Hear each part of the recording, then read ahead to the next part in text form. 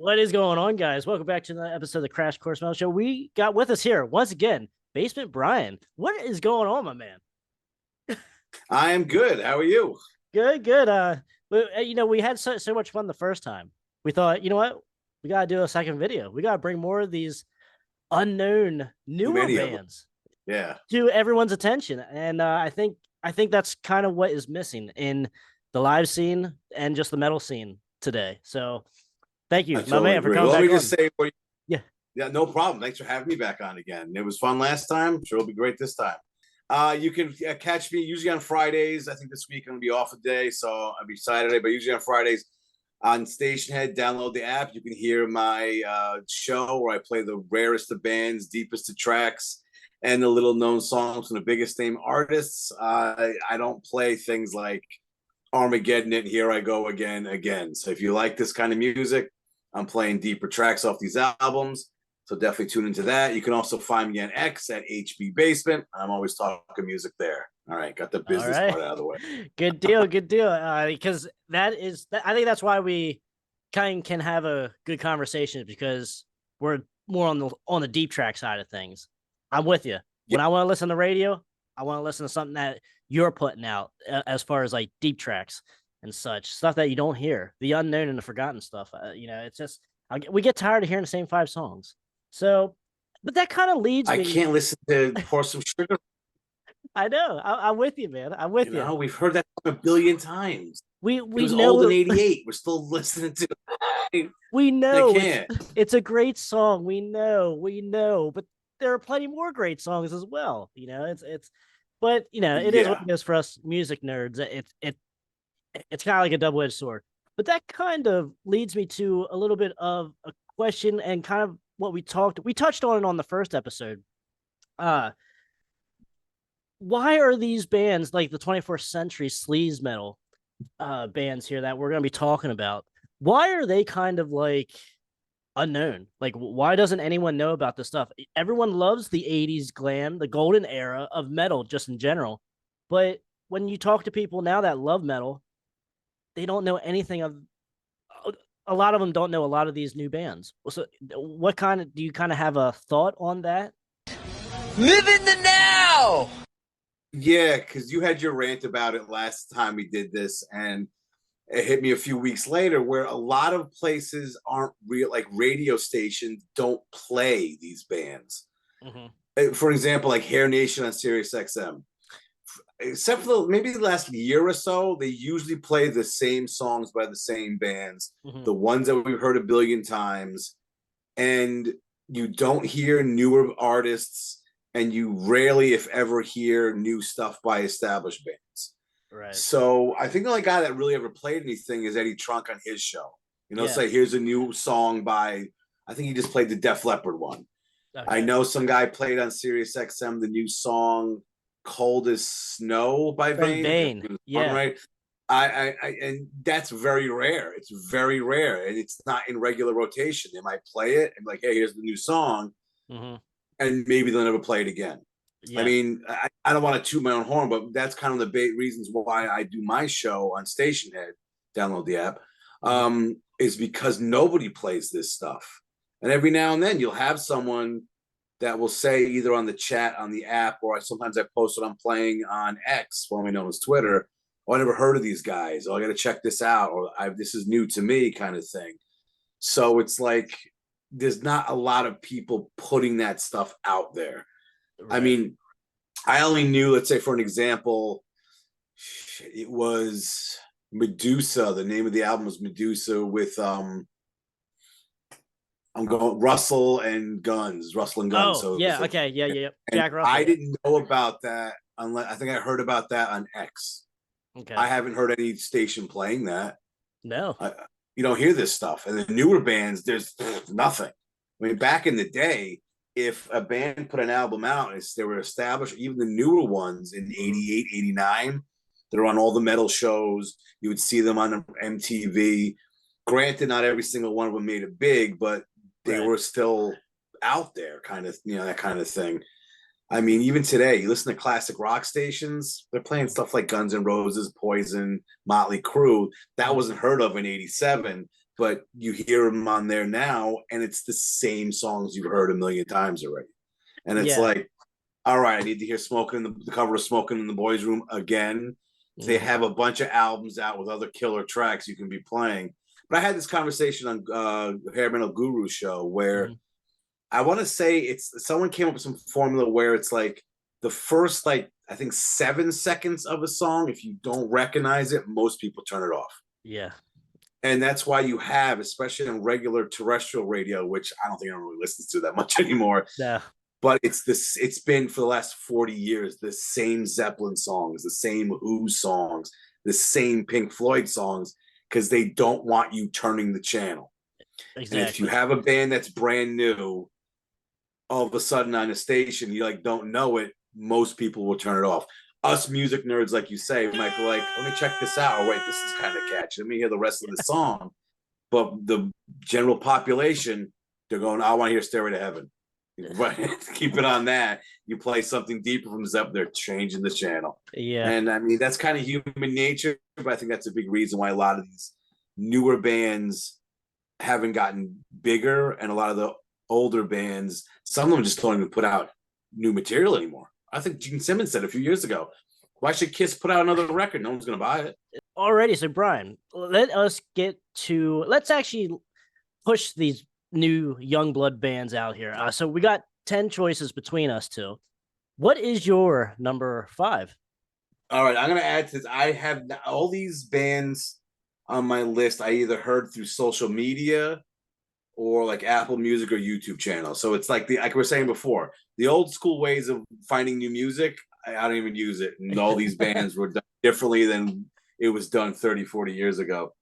On my first band, it's Airbourne from Australia with their Breaking Out of Hell album from 2016. And they're heavily influenced by AC/DC, and their music sounds just like AC/DC, but you can't go wrong with that sound because AC/DC is AC/DC. Right. Oh man, yeah. The title track is great. When I Drink, I Go Crazy is a great tune, which is also a great title. It's never too loud for me. Do Me Like You Do Yourself. It's that kind of, in your face rock and roll AC/DC type music, and you can't go wrong with that. You just 100%. can't go wrong with that. But yeah, if you listen to it, you can definitely hear the influence, similarities. But still, yeah, why would you change the formula? Yeah, don't mess with the formula. That easy guitar riff, it's the classic guitar riff, AC/DC, Rhino buckets, dirty looks type style, Yep. But yeah, I remember when Airbourne, the first album came out, like 2008 maybe or something, somewhere around there. It Around was. that, Man, too young, too fast. What was the single? Like that's the one that broke them, that might be their biggest song too. Probably, yeah. And it's just they don't put out a bad album. They don't. All their songs are really good. I'm 100% behind you on this choice. Very good stuff. I have nothing bad to say about the album at all. It's the formula, man. You can't fuck with that formula. 3/4 rock and roll, few chords here, and you're good. I can keep wrong with that, Yeah. And they do it well. That's the other thing. There's some bands that try it, and it's like, all right, but these guys, I like these guys. They really do it well, and it's like, all right, you're not making a new mold here, but you're also not breaking it. So you're sticking with whatever works, and this works for these guys. Yes, sir. Yes, it does.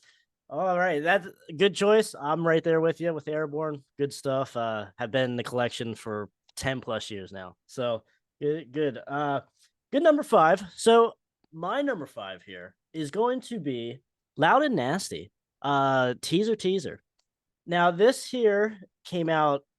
This is like what we were talking about in the first episode, like that Renaissance, like around 1999 to 2005. There was a brand new Renaissance coming out of Europe.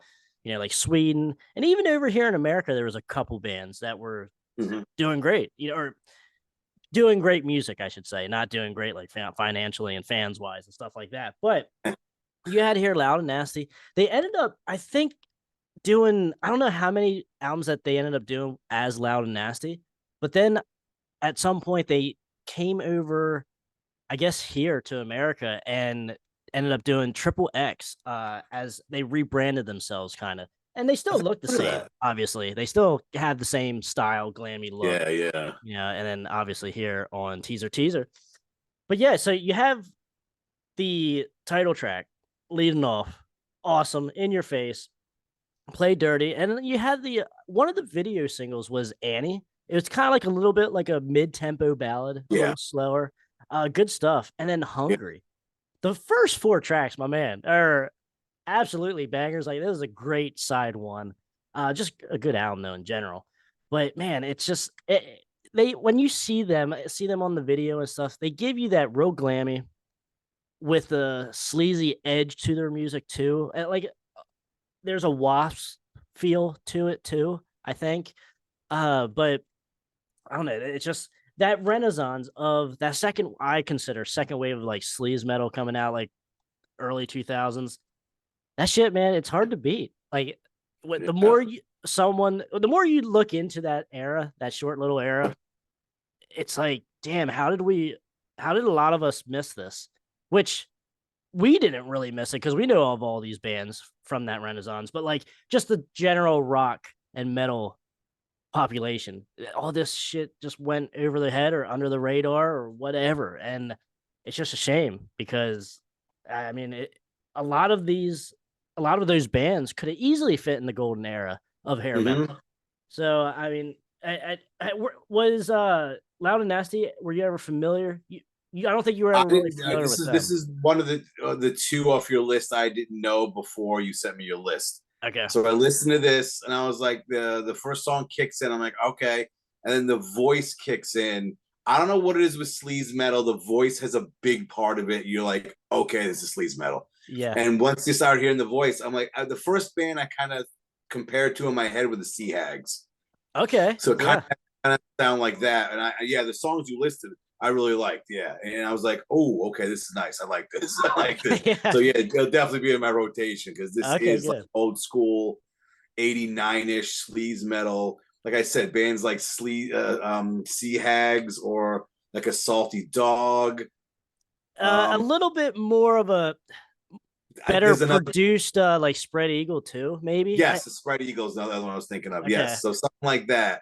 All and it had, I think there is something with the vocalist voice that kind of puts it into that sleaze metal category. Yeah, that gives it that edge to it. Yes, and it's usually some kind of raspiness to it.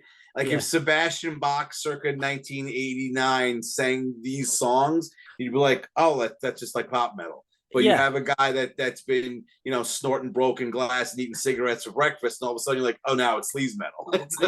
Exactly. The vocals, but I listened to this and I did enjoy this one. Okay, cool. And kind of like another comparison of the same era here, Veins of Jenna. Like yes. That voice, it gives it that edge, that punkiness a little bit maybe too. It's like, a little bit of that too, yeah. Okay, all right, cool. Yeah, but definitely Loud and Nasty is my first choice here for our video. Are they a 3-piece? What's that? Yeah, a 3-piece. 3-piece? Yeah, 3-piece. Wow, all right. And that's very uncommon as well. And then even when they went and did Triple X, they were still a 3-piece. So very interesting, nonetheless.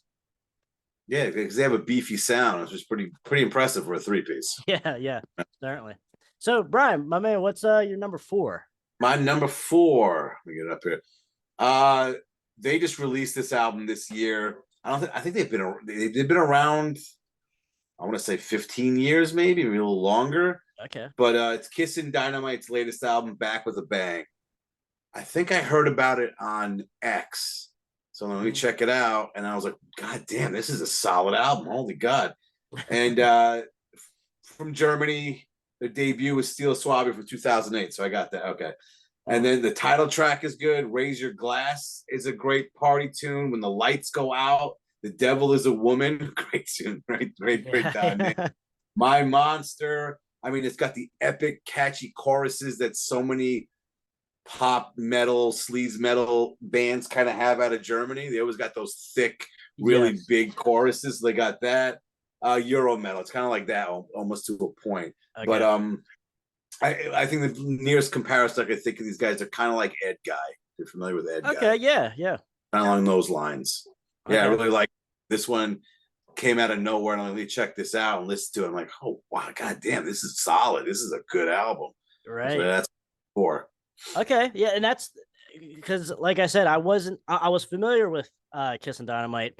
I had their previous album from this new one here, and that's what I thought of too. They have like a power metal influence to them, Yeah. I think. And when you said Ed Guy, that's right down power metal alley right there too.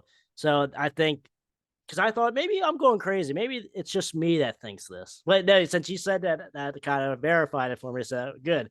But no, nonetheless, very good album. I like Kissin Dynamite as well. They bring something a little different because, like we said, when we think of like hair metal, there isn't really too much power metal influence, I would say. Certainly back in the golden era, you know. Yeah. But now a lot of bands are have a lot of different influences now, newer bands. So that only makes sense that you would get something like this nowadays. But So yeah, there's more to be influenced by, yeah, yeah, Because if you look at the bands from the late 80s, they're influenced stuff by, I mean, the big bands were Zeppelin, Van Halen, Black Sabbath, sometimes Deep Purple, mhm, those big classic rock bands. right. Yeah, these guys, you have, bands coming out this century that have that, and then they have another 20 years on top of that for other bands to influence them. Right. So yeah, they got plenty of history in rock and metal and sleaze metal to Yep. influence them. Good deal. Yeah, I'm a fan. I like them a lot. So that's a really good choice. I was glad that you brought them up because I was thinking maybe I should bring them up since I just picked up their previous album, and Mhm. I was like, okay, so Bryan knocked that one out of the park there for me, so that's all good. But good choice number 4 there. So for my number 4, Bryan, is going to be a little band called Dynazty, and this I believe is their debut album, Bring the Thunder. So I'm not sure what year this was actually because I just came across it a couple years ago, Mhm. and I think it was like more in that mid to later 2000s as well. And so I gotta say, this is another album here that the first side is absolutely crazy good. You got the title track, "Catch the Night." This is so groovy, so cool. A classic Saturday night party song. When you're getting ready to go out on the town or whatever, any kind of feel good event you're going to, this will just makes it that much more fire. Absolutely good stuff. And one of my favorite tracks. This is on the party playlist on the iPod. So Okay. great stuff. Great stuff. And then Lights Out in Candyland, third track, really good stuff. I mean, and a lot of these songs don't sound the same either. Each one has their own personality, and I think that just really just adds character to the album itself. Monkey Wants, Monkey Needs, really good. A play on Monkey See, Monkey Do, but they make it their own. I like it. Great vocals, good solos throughout. I mean, just produced pretty well too. And Mhm. well, that's with most of these albums. I mean, we are in the 21st century here, so generally speaking, we are going to be getting pretty good production wise. But nonetheless, though, very edgy, very raw sounding note too at the same time, but production's clean. But yeah, those are, like I said, the songs that I mentioned there, probably my favorite ones off the album. And it's just one that's, and obviously you see the name here, Dynasty. I know it's got a Z to That's make just, it's kind of like what we talked about in the first episode, crazy licks. Like that Well, I is, need the two X's. yeah, exactly. So that is kind of like a nod to the 80s, I would say. Kind of gives you a little bit of that vintage feel, vintage spelling, maybe. But yeah, none. So now I knew I'm not sure if they're still around. Dynasty. Have you heard of them lately? Yes, these guys I have heard of. Let me see here. Because I'm looking. I was just listening to some of their albums today. All right, so they had an album a couple of years ago, Mm-hmm. Final Advent, Mm-hmm. Okay. but they sound like uh you put this album on or any of their albums on, and you're like, oh yeah, this sounds like a band from Sweden. Yeah. They had those hooky epic big choruses, but it's building up with this heavy music to get to that point. Yeah. And it's like these huge, like this all around you kind of chorus thing. And that's kind of like when I listen to it, I'm like, yeah, these guys definitely sound like they're a Swedish band. There's just no way around it because a lot of the bands have, for some reason, Sweden likes their big hooky epic choruses. Yeah. Yeah. These guys have fades. Yeah. But maybe they're all just good, sane people over there. I don't know, Bryan. Like, must be. I mean, maybe it is. Maybe it is. And I've always wondered if you're a band that's big in Sweden but don't make it big here, are they living in mansions in Sweden? Like, are they? no. You know, wonder like. I was gonna say from like. Yeah, go ahead. It seems like every band that's from overseas to us, those you listen overseas, that isn't from the United States, their goal is to make it big in the United States. Mm-hmm. You know, so I always wondered, like, are you like a millionaire if you're big in Japan or like big in Sweden or Germany or something like that? Because to us, it seems like, oh, you're not big in America, you didn't go anywhere. Yeah. But a band like DAD, they're big back in, I think this was Swedish. Yeah, and they put out a few albums overseas and then came here with No Fuel Left for the Pilgrims. Right. And it didn't really make it big here, but they're still putting out quality albums. Mm-hmm. Are they living in mansions back in Scandinavia, next to the fjords or something? I always wondered that. Now I will say the bands that I've talked to, like on the channel here and interviewed, that are from Sweden. Now, none of them are definitely like big, big bands, but like Lips, for example, they said that it's kind of the same as it is everywhere else. There's really no live scene for the lower tier and mid tier bands. Now, if you're headlining the festival or something, that's a different story. Yeah, let's say. But that's everywhere though, but yeah, like even like Lips and Smoking Snakes, like they kind of have issues over in Sweden, which blew my mind when they told me that because I specifically asked both bands about that, and they basically had the same answer, and that just blew my mind, man. I'm like, are you kidding? That's like the Holy Land for us now, it seems like. But meanwhile, like you said, a lot of overseas bands, international bands, look at USA kind of as the Holy Land just because of the golden era of 30 years ago. So it's weird, man. There's a big ball of confusion everywhere. Yeah, but look at a band like Thunder. They never broke here in the United States, but they're big in Great Britain. They're huge there. Right. And it's like, I'm sure they would have loved to get the same kind of popularity here as they do overseas. And I'm sure they would have been, if they were big as Def Leppard, I'm sure they would have no complaints about it. No complaints. Yeah. But again, another one of those bands where the rock gods didn't look on them favorably. But again, they're big over there, but just didn't catch on here. And I always wonder, like, they still living really well. But like you said, the music scene all around the world just is not into live music, especially those newer bands or lower tier bands. Mm-hmm. Yeah, I know. I was certainly disappointed when I heard that because I was like, if I want to go travel to a country, Sweden's up there. And now after hearing that, I'm like, son of a bitch. Now what? You're hoping all the cities have like a shitload of rock clubs and just bands playing live all the time, 7 days a week. Instead, now you turn on the radio and it's like Swedish hip hop or some shit. You're like, this stinks. Oh my gosh! Don't make it any worse, my man. Don't make it worse. Helsinki. Oh man. Okay, so Bryan, that was my number 4. Bring the Thunder, Dynazty. What is your number 3? My number 3, a prime example of a band I found out on social media.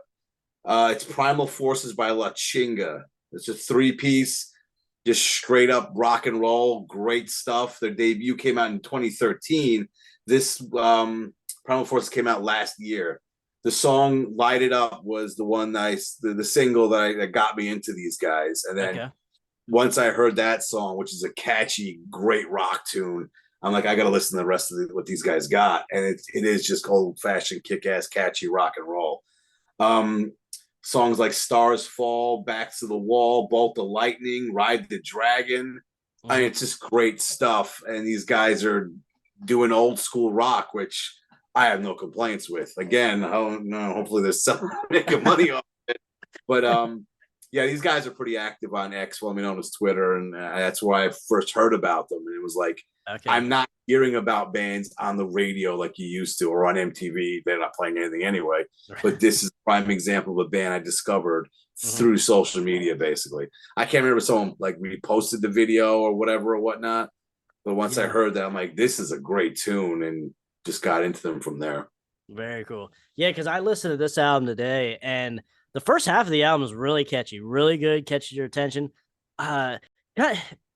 It's somewhat in spots, not totally, but in spots, it reminded me of like what we talked about last time, South of Eden. It reminded me a little bit of that, but maybe a little bit more heavy than South of Eden.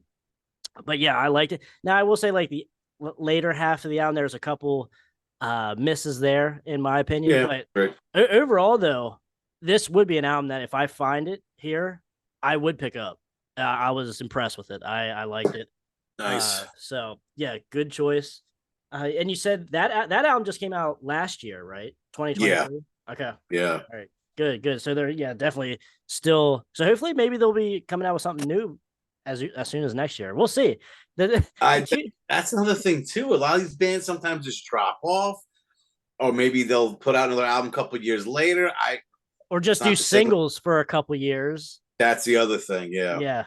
That's very tough to figure out, because like there are a couple bands I follow and like that only release singles, and they have enough to do an EP at least, if not an album. But there's really no reason why they would want to do that at the end of the day. As far as but it's weird because I get it.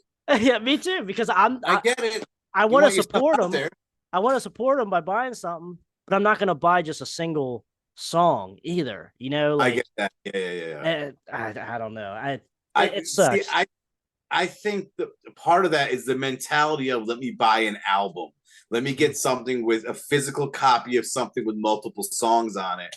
Where I think today that's more how people take music, where it's like a single here, play one song, this and that, instead of waiting, couple years for a 10-song album. They're pumping out, maybe once a month they put out a single or something. Yeah. And I think a lot of people are just getting it through their phones. So it's like, all right, these guys got a new song, cool.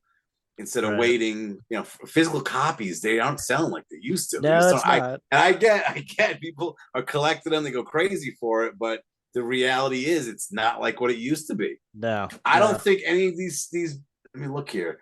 All these on my list, I do not have a physical copy of the album. Okay.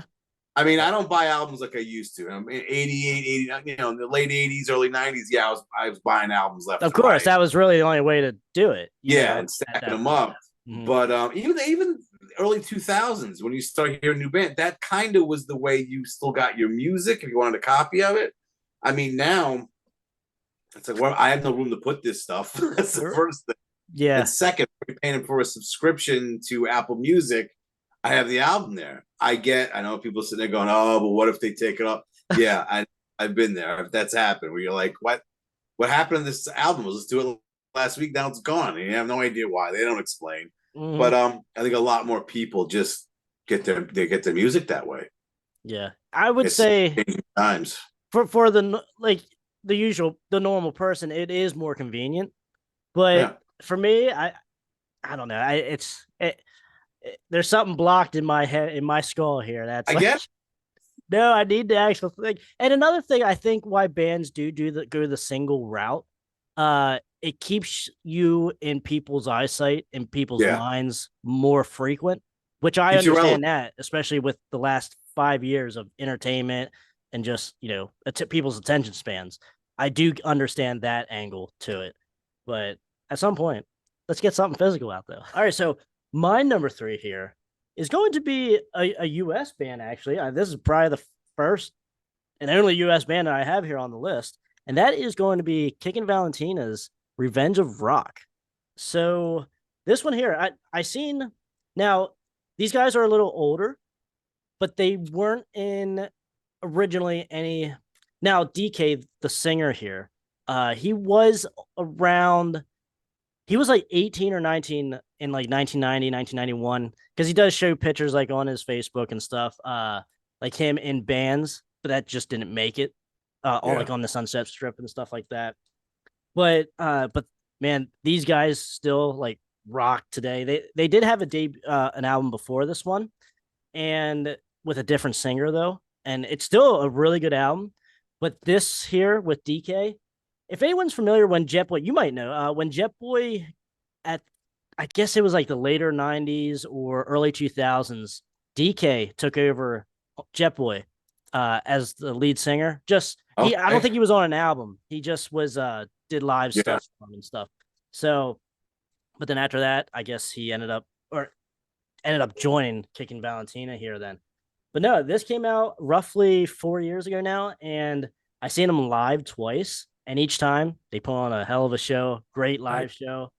Cool guys as well. I met every single one of them, and I can't speak highly of this album enough.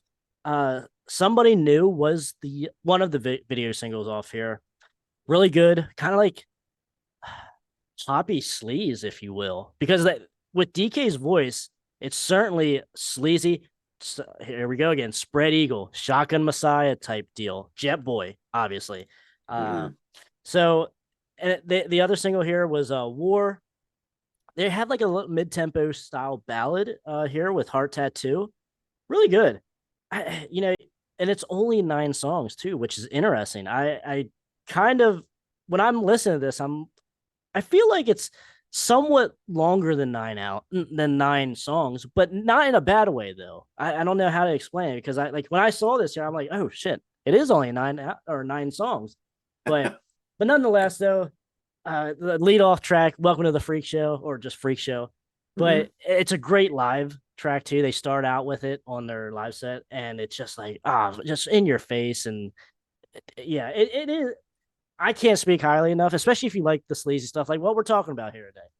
Kickin Valentina would fit certainly in with your Shotgun Messiahs, with your Spread Eagles, Salty Dogs, like you said, and it just all the bands like that, Sea Hags, just greatness, just awesome stuff all the way around.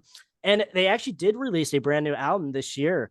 I haven't picked it up yet though, because I usually pick it up when they come through, like my spot here on the East Coast, and I haven't heard or seen anything about them coming up through here this year yet. So there, I might just have to order it. I don't know yet. But I'm quite excited to see or hear the new album. I haven't heard anything off of it. But you said you were familiar with Kickin Valentina before, right? Yes, and I can easily say this is probably my favorite album off the list you gave me. Yeah, Okay. this is my favorite one, Nice. and it is like would you say pop sleaze? Is that what you said it was? Yeah. Yeah, it's commercial sound to it, but it's still sleazy kind of sound as well. But Did we yeah, just make something up here? yeah, I guess so. Pop sleaze. What else would fit in that category? Maybe L.A. Guns, something like that. Yeah. But yeah, Okay. All right. I was listening to this today in the car. My kids in the car. I had this plan. I'm like, yeah, I forgot how good this album was. Mhm. Like, god damn, this is a great album. Yeah, and I really do like this one. Yeah. That's a great pick too. That's definitely a great pick. All right. So Bryan, we are on number 2, I believe. My number 2, yes, it's Raised a Little Hell by The Answer from 2015. It's kind of like trying to think of something like a Dirty Honey, but a little bit heavier, and the voice is raspier. Okay. Like one of probably my favorite track off the album, "Long Live the Renegades." That's a good one. Whiplash, The Other Side, I Am What I Am. The ballad, Strange Kind of Nothing. This one I remember. I forgot again. I probably from Apple Music or somewhere I heard about this at first, and this one, especially this band, especially this album, really I latched onto, and I really like these guys. And they have a few albums out too. Okay. But yeah, I like this one. It's probably my favorite album by them. When did this album come out? Roughly like 2015. 15. Okay. Yep. All right. Now when I listened to this album, like you said, Dirty Honey, that I didn't think of that, but that's a good comparison. I just thought of like more of a 70s style rock than say 80s, but it's good. That was catchy. The Renegade song was catchy.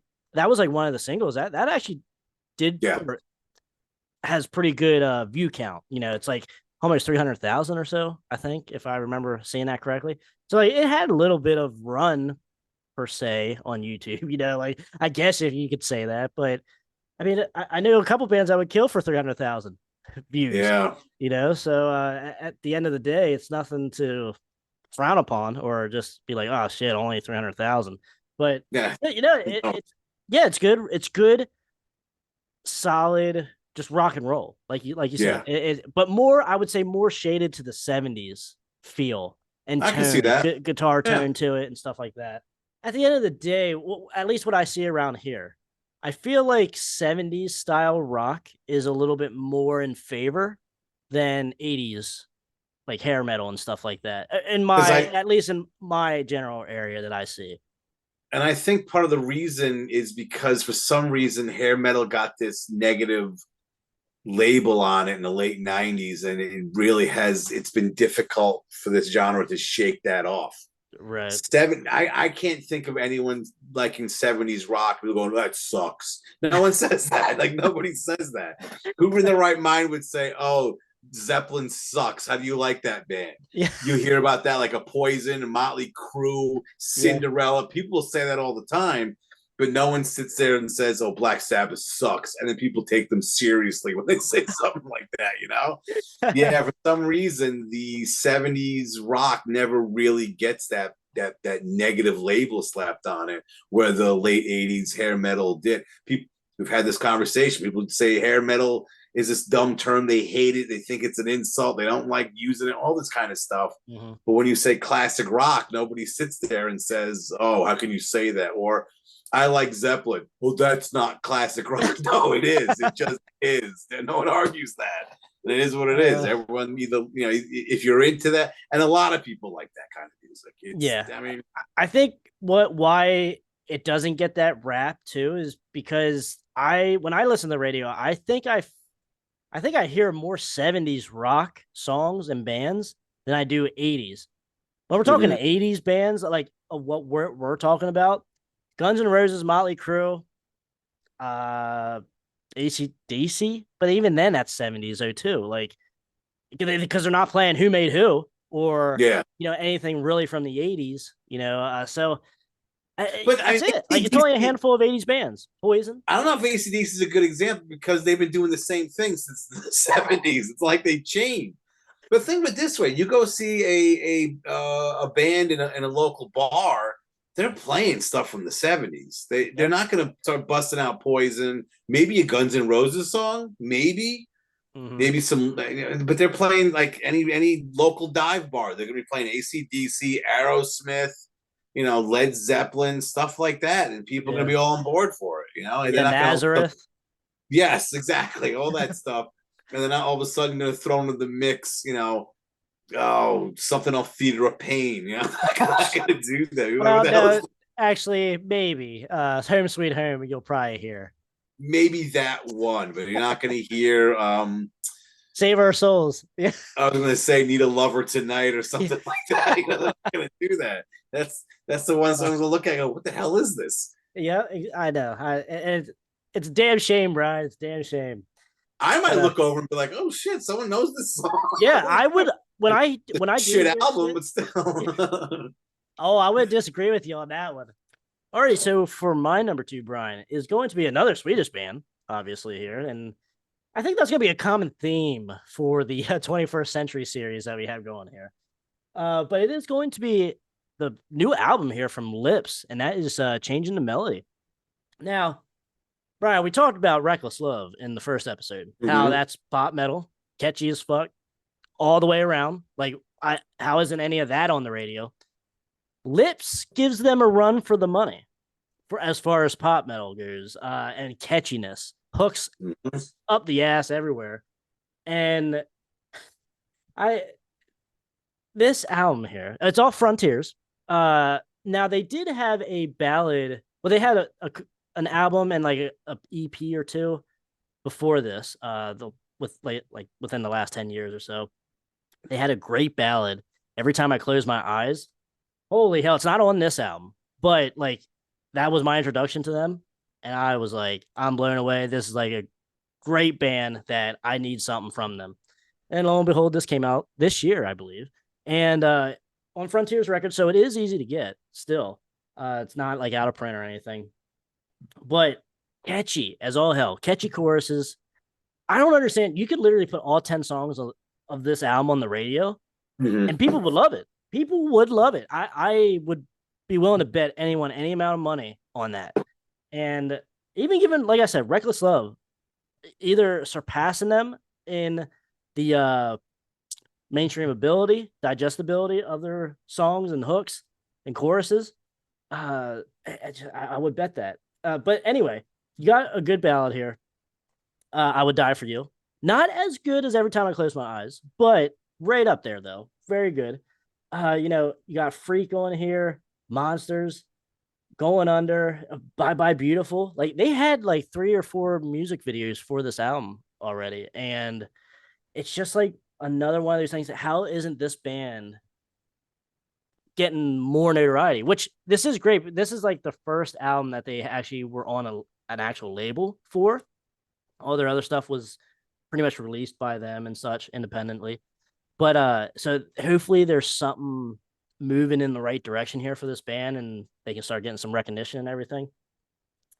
But like I said earlier, I interviewed these guys and it's just there's no real reason why they would come over here to America to tour unless there's some festivals or something. And then even over in Sweden, they were saying it's kind of rough, it's like, Bryan, what are we gonna see here in the next 5-10 years? If there's no you do get in this for the love of the music, but there has to be some kind of reward. There has to be some fans.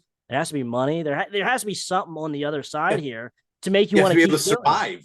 You got to make money to survive. You can't just nice. You don't make a living off doing everything for free. So work that way. Yeah.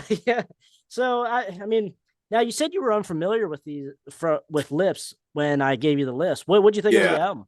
Yeah, I haven't heard of this. Put it on. I was pleasantly surprised. Okay. Yeah, like you said, it's got that pop metal sound to it. And I was like, "Ooh, all right, this is pretty good. I really like this one." Put the picture of hold the picture of the band up again.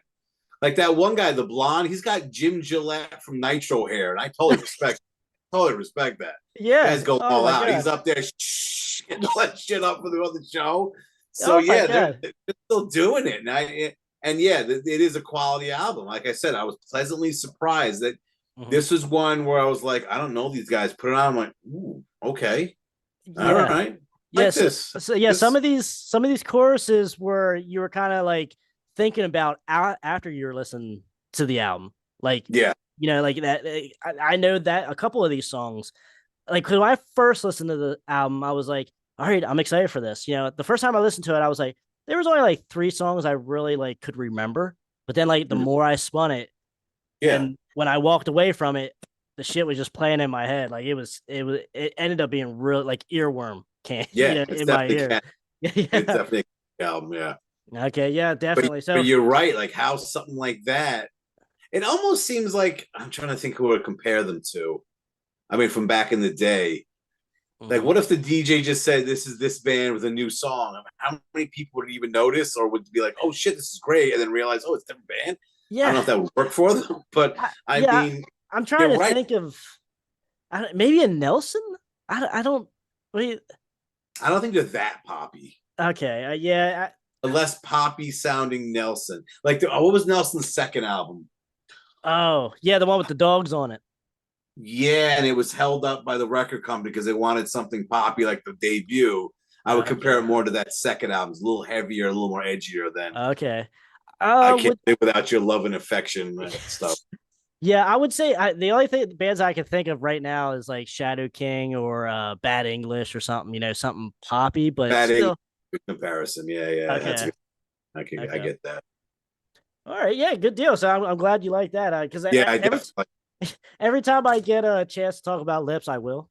So that definitely works. Lips with a Z, right? Yeah. Classic. All right, well, man, we are on our number 1. So what do you have for number 1? All right, this one has a little history to it. I've been doing my radio show on Station Head for over a year now. Mm-hmm. And on the last show of the month, I do some kind of theme show. Like Okay. either it's like debut albums or covers or live tracks, something. So I figured for my 1 year anniversary show, I guess you can say, let me take requests and see what people say. So some people said stuff through X, one known as Twitter, or on the app itself. And this one person from X, Bad Hair Decade, that's bad underscore hair underscore decade. He requested the song Gasoline by this band, The Wild, from their Still Believe in Rock and Roll album from 2020. And that song, I was just blown away by it. It's such a good song. Mm-hmm. And I was like, I got to listen to the rest of this album. And they kind of sound like a Buck Cherry. The vocalist sounds like Josh Todd. But songs like Crazy for You, the title track, Bad News, Playing with Fire, and like I said, the song Gasoline, that's the kind of song I wish I had some kind of hand in writing. It's that god good. And yeah, this one, I only got into it maybe a few months ago, but still, this is one of those albums I will put on and just listen to the whole thing, not skip anything. Yeah. It's that goddamn good. I love this album. I will have to say this one is probably my favorite one that you sent me that I wasn't aware of.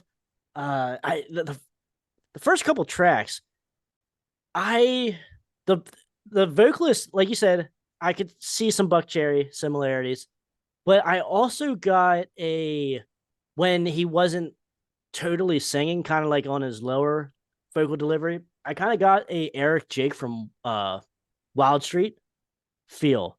Like when he was just kind of like talking, or like I thought, hey, if Wild Street was more bluesy, I could see them kind of sound like this.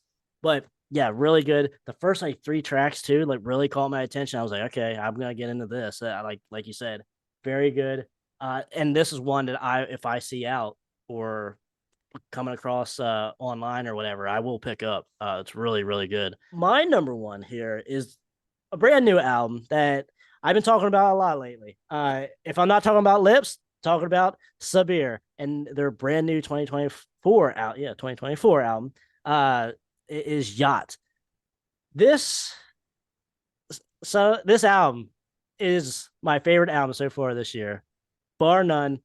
And I every time I talk, and it's amazing. Bryan, I want to get your take on this because I've been seeing a lot of reviews on it. About half of them are good, and the other half, or maybe even more than half, people are like shitting on it just for production purposes. What is kind of like your thought when you listen to the? Do you have an issue with the production? Yeah, because you brought this up. Oh, the last time I was on the show, right? And I checked it out, and I was not anywhere near as ecstatic about it as you were. I listened to it, but I didn't think it was bad. It wasn't like this sucks, but it does. I'll get back to it in a second. I listened to it again today, and I liked it more. I was like, okay, I see what it's got, that early 80s metal sound to it, but it also has that early 80s production sound to it. That's the thing is, and I can see that. It sounds like, I'm trying to think of what kind of, it sounds like, it almost sounds like it's a record that came out in 83, maybe. Yeah. It's got that kind of production to it. The second time I listened to it, I went into it knowing that's what it was. And you have that mindset, like, it's kind of like popping in an old cassette that I got in 1982 and checking out. I don't want to say it sounds like a Maiden, maybe those first 2 albums. Or how about a Venom album? Okay, that's better. All right. So I'm thinking, okay. So it sounds like a Venom with the production quality of Kill 'Em All by Metallica. It's got that rawness to it where you have a new guy producing this new band kind of thing. But I'm not saying it's a knock completely, because those early 80s metal albums did have a common sound to them. Right. Which I don't think is a bad thing. No, I don't know if it holds up in 2024, and I'll give the album another listen because I don't think it's bad. Again, I'm not on the bandwagon as you, and I almost feel bad saying something like it's my least favorite you had on this list. Okay. But I also think if I listen to it a couple more times, I might like it more. Okay, and that's totally fair. I get that. Yeah, the second time I knew what I was in store yes, for. Okay. So you can listen to the music and enjoy what's going on musically, not going. This sounds like I'm really drawing a blank on band. Like you're in a dungeon. Helix, like a really like Helix's debut or something like that.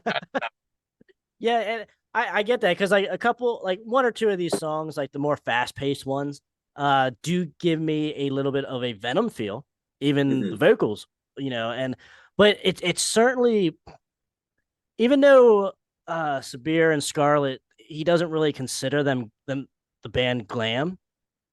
It's certainly there's glam in that all the way through. There is a certain, I guess even if you would say Wasp Inside the Electric Circus, times like 100, I would think, and just more of a dungeon sound then. But I think that adds character, the production. That's because you do have a couple of those intro tracks, the first track and the 8th track, and then the outro track. They're just kind of like atmospheric 3-minute long intros. So I get that. If that doesn't work for you, I get why the album kind of slugs along maybe. But nonetheless, there's some fast-paced hard rockers on here. Another same with like Lips as well.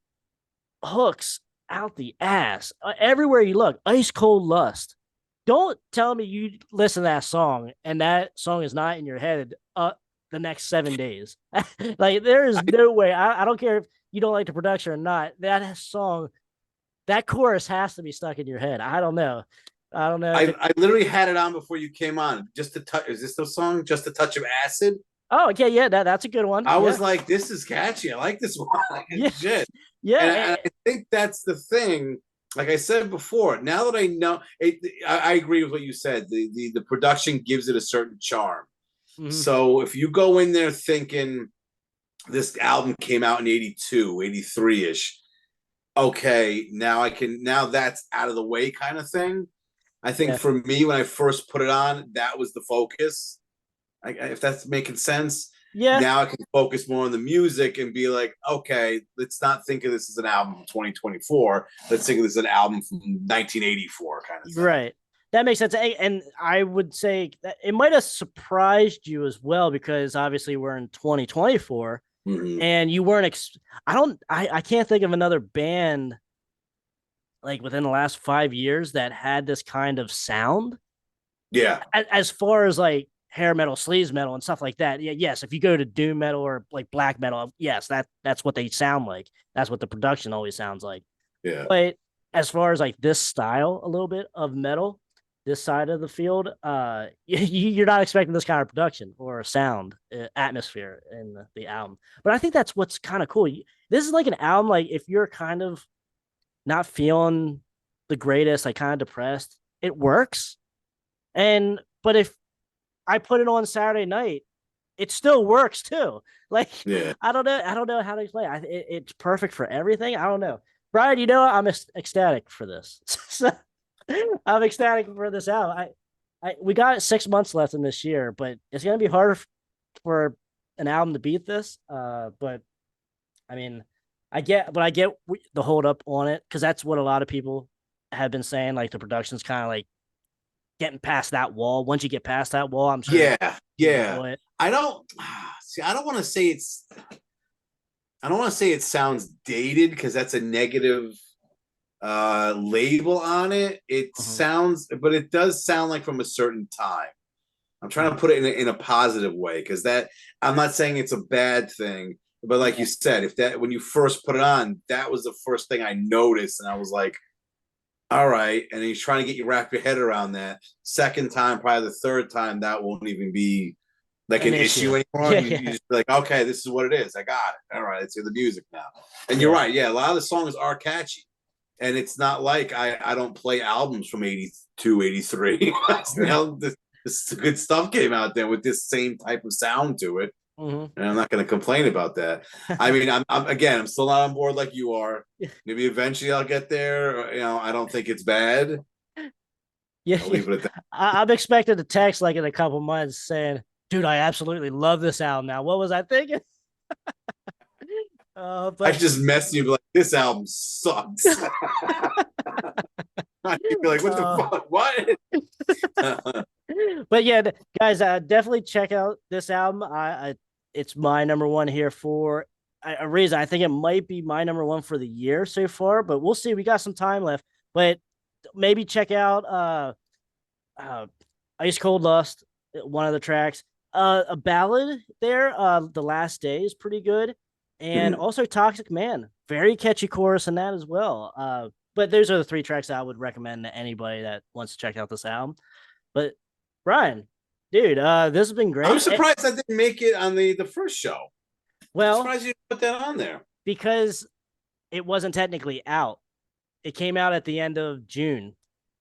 So that's before that. Yeah. So I was kind of like, it was like, and I wanted to have a physical copy of it, and the label still hasn't sent it to my record store yet.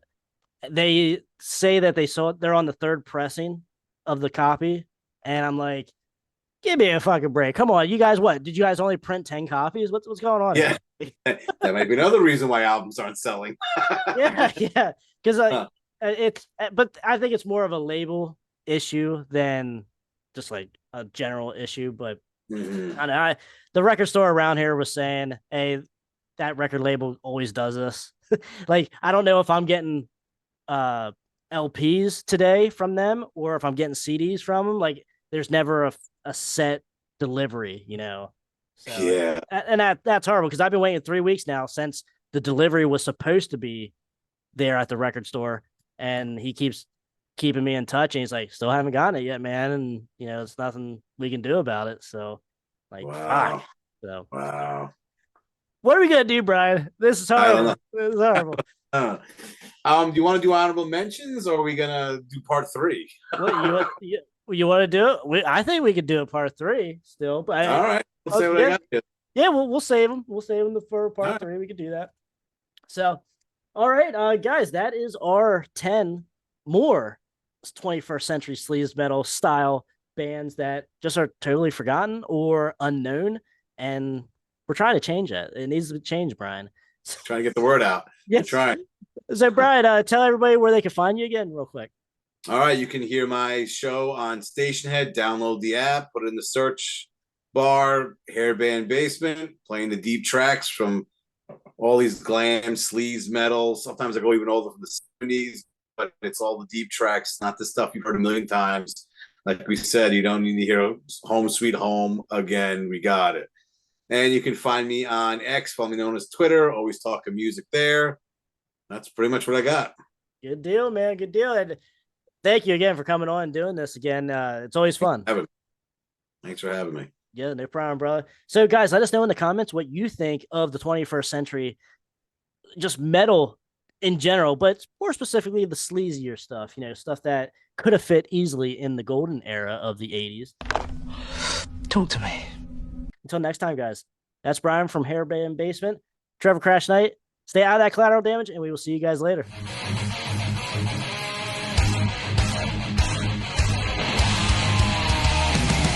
Yeah, I wrote that. It's called I Want to Rock Your Body. And then in parentheses it says to the break of dawn.